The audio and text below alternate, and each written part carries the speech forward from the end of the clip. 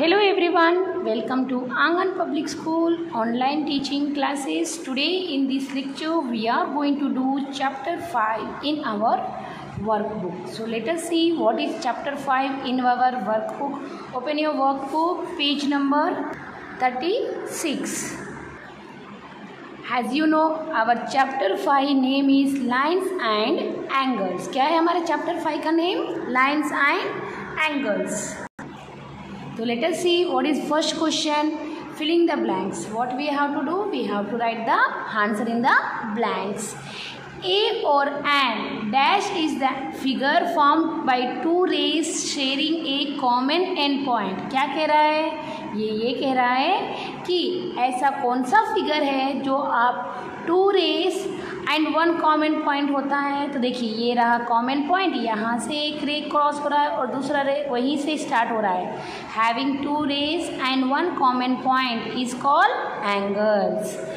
A dash angle is an angle that measure less than 90 degree. ऐसी कौन सी angle होती है जिसकी मेजरमेंट लेस देन 90 डिग्री होती है? Acute angle. Dash angle is more than 90 degree and less than 180 degree. ऐसी कौन सी एंगल्स होती है जिसकी मेजरमेंट मोर देन 90 डिग्री होती है और लेस देन 180 डिग्री होती है? Obtuse angle. An angle whose measure is exactly 180 degree is called. ऐसी एंगल जिसकी मेजरमेंट एग्जैक्टली 180 डिग्री होती है उसे कौन सी एंगल हम कहेंगे? Straight angle. Measure of two complementary angles add up to. Complementary angles का एडिशन कितना होना चाहिए? 90 degree.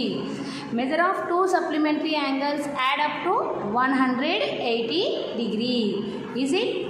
Measure of an angle which is complement. ये कह रहा है कि एंगल्स कॉम्प्लीमेंट है और एक एंगल का मेजरमेंट अगर 70 डिग्री है तो दूसरी एंगल का मेजरमेंट कितना आएगा? कॉम्प्लीमेंट मीन्स 90 में से 70 डिग्री माइनस करेंगे तो कितना आएगा? 20 degree. Measure of an angle which is supplement. Since it is a supplement it means it has 180 degree. 180 degree में से 120 डिग्री को माइनस करोगे तो कितना आएगा? 60 degree. Two angles of a linear pair add up to. Two angles of a linear pair कितनी होती है sum? 180 degree. One angle in a linear pair is 70 degree. Angles कैसे हैं? लीनियर पेयर है. अगर उसकी एक एंगल का मेजरमेंट 70 डिग्री है तो दूसरी एंगल का मेजरमेंट कैसे होगा? 180 डिग्री में से 70 डिग्री को माइनस कर रहे हैं तो क्या आएगा? 110 degree. Angle AOC and angle DOB are vertically opposite angles. ये कह रहा है कि ये दोनों एंगल एक दूसरे की कैसी हैं? वर्टिकली अपोजिट एंगल्स हैं. अगर एंगल AOC का मेजरमेंट, सिंस ये दोनों वर्टिकली अपोजिट एंगल है, अगर इसका मेजरमेंट 50 डिग्री है तो इसका मेजरमेंट कितना होगा? 50 डिग्री ही होगा. क्यों? क्योंकि वर्टिकली अपोजिट एंगल्स कैसे होते हैं? वर्टिकली अपोजिट एंगल्स इक्वल होते हैं, है ना. Next, if two lines intersect each other. अगर दो लाइन एक दूसरे को इंटरसेक्ट करते हैं, dash pair of vertical opposite angles are formed. कितनी pair of vertical opposite angle form होती है? देखिए 1 pair, 2 pair. How many pair of vertical opposite angles formed? 2 pair of vertical opposite angles are formed.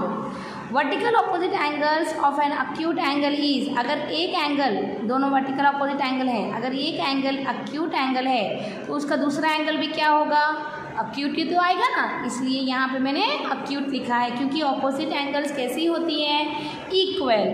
Vertical opposite angles are dash in measure, equal in measure. Two lines lying in the same plane. अगर दो line same plane में हैं that do not intersect each other, और वो दोनों एक दूसरे को इंटरसेक्ट नहीं हो रही हैं, तो वैसी लाइन्स को हम क्या कहेंगे? Parallel lines. तो ये था क्वेश्चन नंबर 1. अब देखिए question number 2. Fill in the blanks with the given brackets.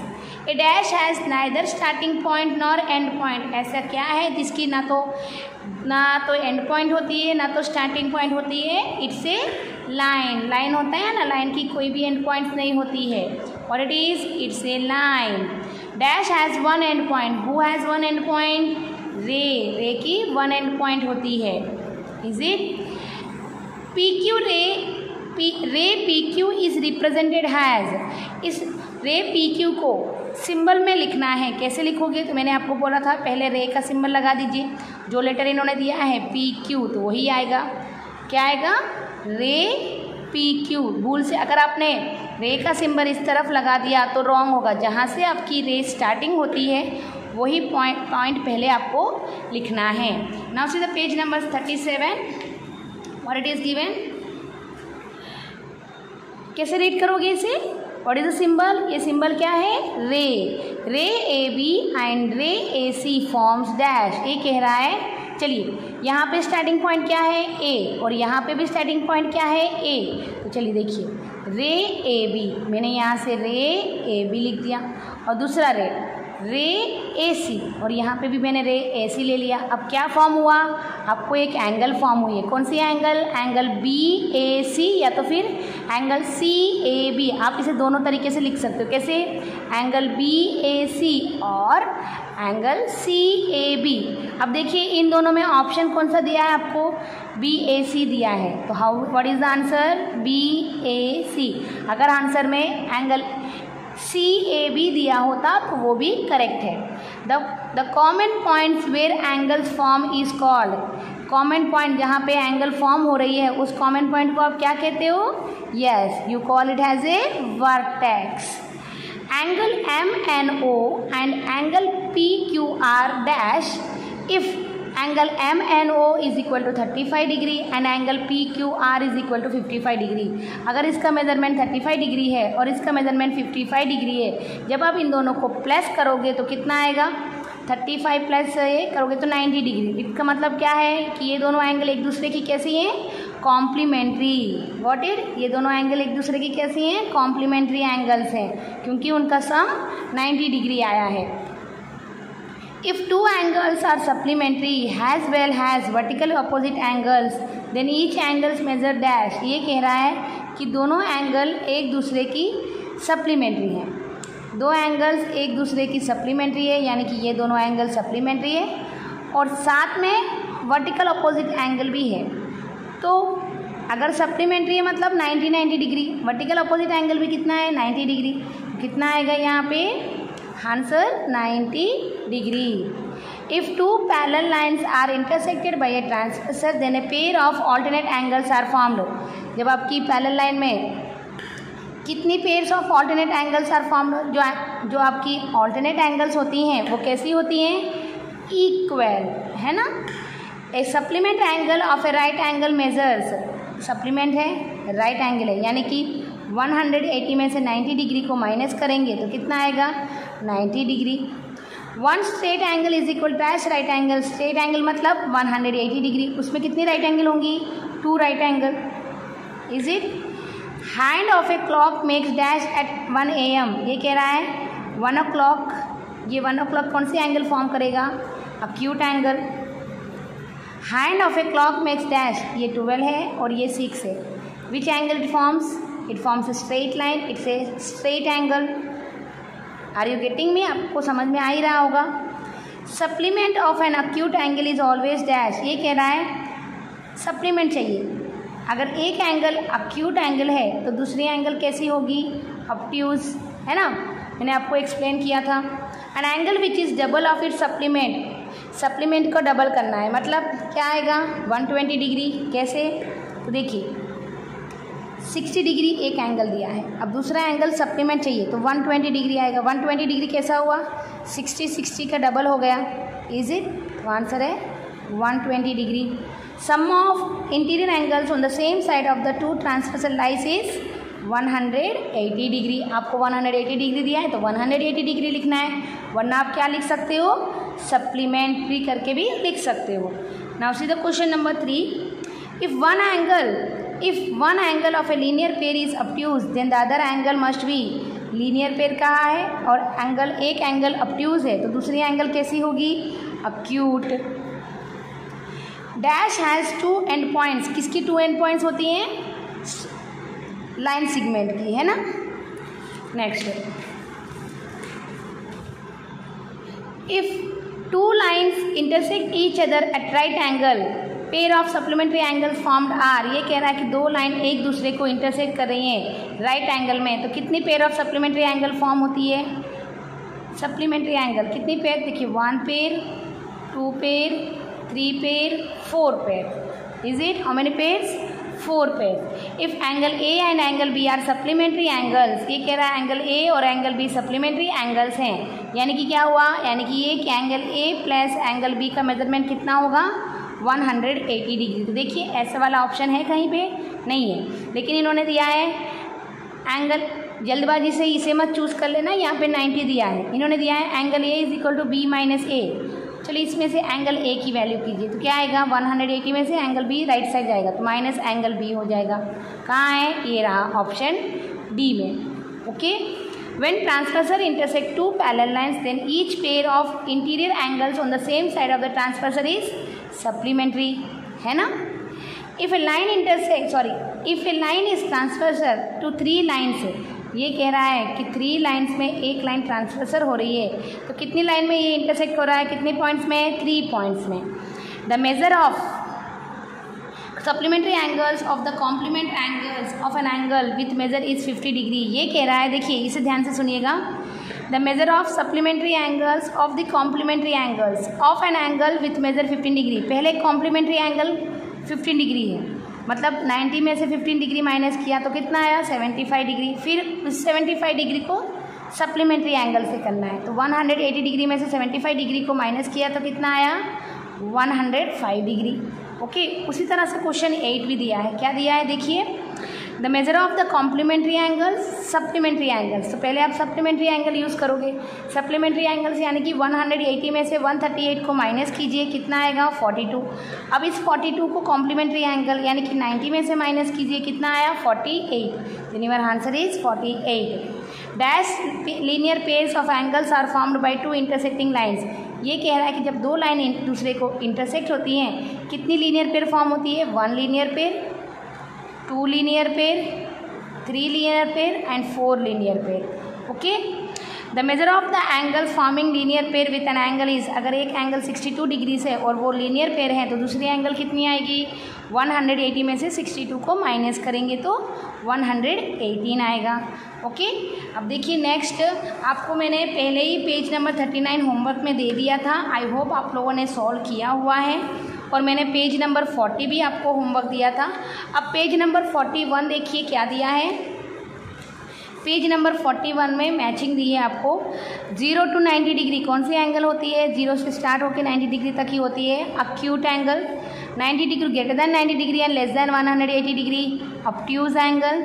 Greater than 180 degree and less than 360 degree reflex angle.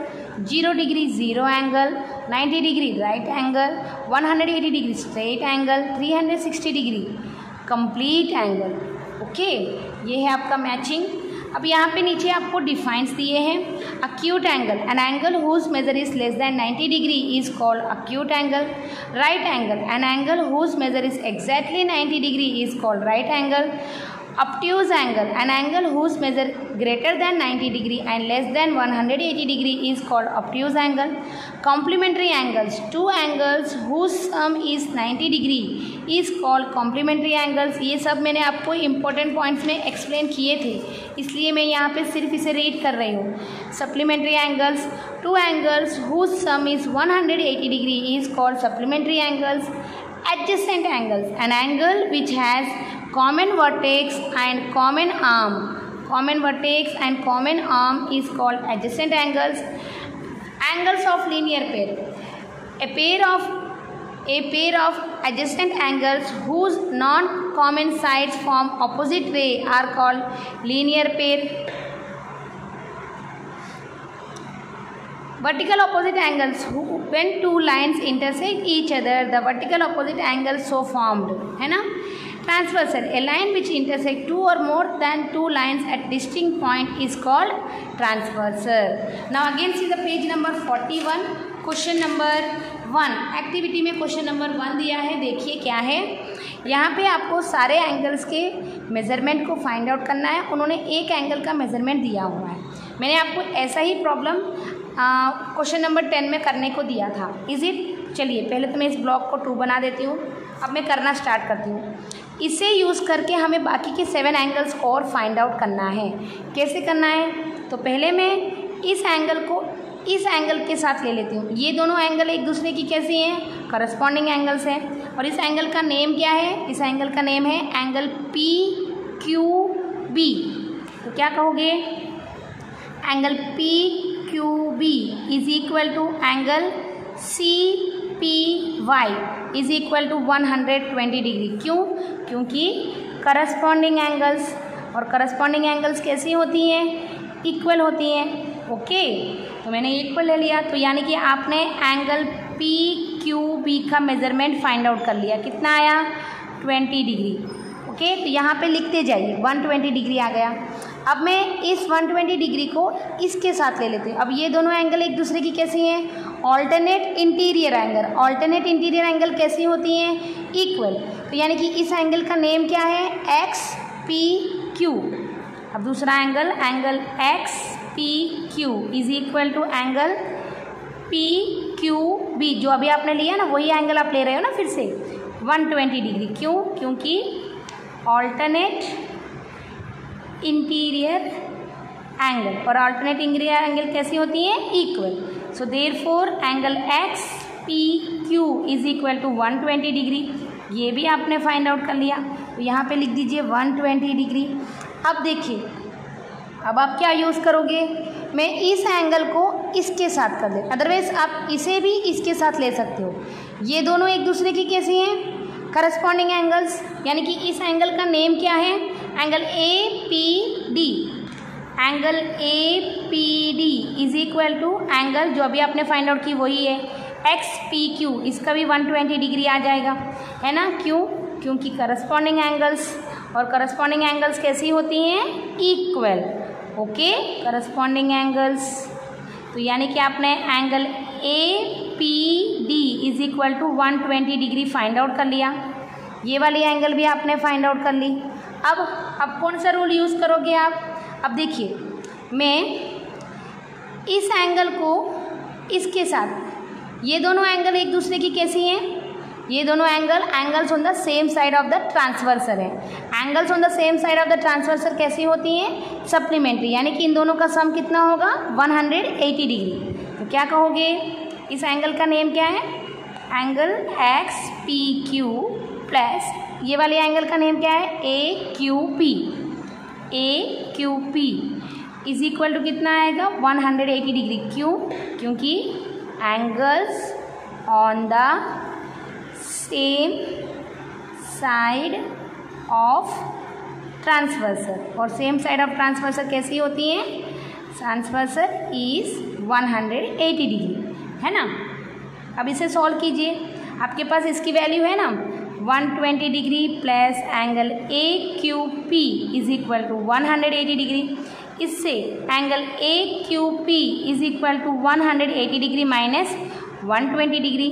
तो angle AQP is equal to कितना आएगा? 60 डिग्री। ये देखिए, आपने इसकी भी वैल्यू फाइंड आउट कर ली। कितना आया? 60 डिग्री। अब ये दोनों एंगल एक दूसरे की कैसी हैं? ऑल्टरनेट इंटीरियर एंगल है। इसका नेम क्या है? YPQ। Angle YPQ is equal to angle किसके साथ आपने कंपेयर किया? इसके साथ। इसका नेम क्या लिया था आपने? AQP। AQP is equal to 60 degree. क्यों? क्योंकि ऑल्टरनेट इंटीरियर एंगल्स। समझ में आ रहा है आपको? Same YPQ is equal to 60 degree. ये भी आपने फाइंड आउट कर लिया। आपने इसकी भी वैल्यू फाइंड आउट कर ली। अब आपको किसकी बाकी है? ये वाली एंगल और ये वाली एंगल बाकी है। तो देखिए, इसको मैं इसके साथ कंपेयर कर देती हूँ। ये दोनों एक दूसरे के कैसे हैं? करस्पॉन्डिंग एंगल्स हैं। तो यहाँ पे angle XPC is equal to angle AQP is equal to 60 degree. क्यों? क्योंकि वो दोनों एक दूसरे की करस्पॉन्डिंग एंगल्स हैं, और करस्पॉन्डिंग एंगल्स कैसी होती हैं? इक्वल। यानी कि एंगल XPC का वैल्यू भी आपने फाइंड आउट कर लिया 60 डिग्री। समझ में आया? यहाँ पे 60 डिग्री। अब ये वाले एंगल को इसके साथ कर लीजिए। ये दोनों एक दूसरे के कैसे हैं? करस्पॉन्डिंग एंगल्स हैं। एंगल, इसका नेम क्या है? BQD। BQD is equal to angle Y P Q is equal to 60 degree. क्यों? क्योंकि ये दोनों भी करस्पॉन्डिंग एंगल्स हैं, और करस्पॉन्डिंग एंगल्स कैसी होती हैं? इक्वल, यानी कि angle B Q D is equal to 60 degree. देखिए आपने कितने एंगल्स फाइंड आउट की?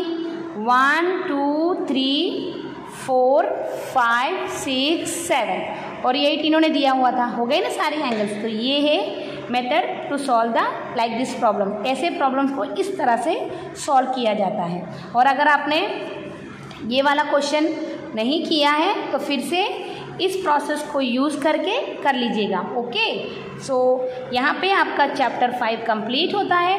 इन the next lecture we will start a new chapter. Until that, take care everyone. Stay at home. Keep learning.